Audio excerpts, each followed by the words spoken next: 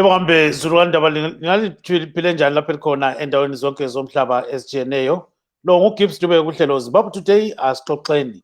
Namhlanje ke sibamba udaba lwe-Africa Day, siyawazi ukuthi Africa Day isikhathi esiqakatheke kakhulu kumaZimbabwe, kuma-Afrika wonke jikelele. So ke silethemba lokuthi siyabe sixoxa kakhulu ngodaba lolu kwenza ukuthi sizwe ukuthi abantu bayibona njani i-Africa Day.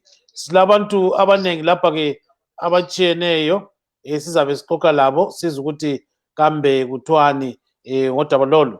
So ke nxa sikhangela ke i-African Union siyabona ukuthi kukhona okuningi esiyakwethulayo. Ikwethula nje ifisa ukuthi kwaziwe ukuthi kambe umhlaba ume njani, njengokuthi ke i-development yakhona ingabanjwa njani. Siyakwazi ukuthi lo nyaka ke isihloko sendaba se-African Union sithi the year of refugees, returnees and internally displaced persons towards durable solutions to forced displacement in Africa.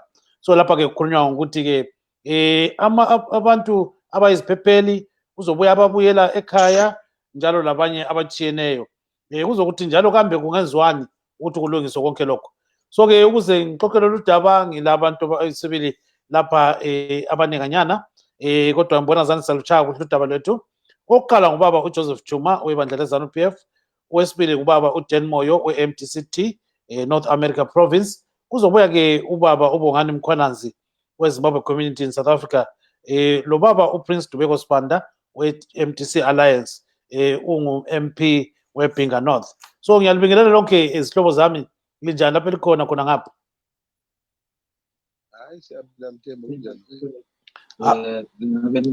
Hayi siphile kakhulu. So ke ukuthi siqalise udaba lolu zahle ngigijime ke ngiye kubaba uJuma. Ngithi baba Juma, siyabona ukuthi nxa sikhuluma nge-Africa Day kuningi ukukhona. Okunye kwakhona i-agenda 2063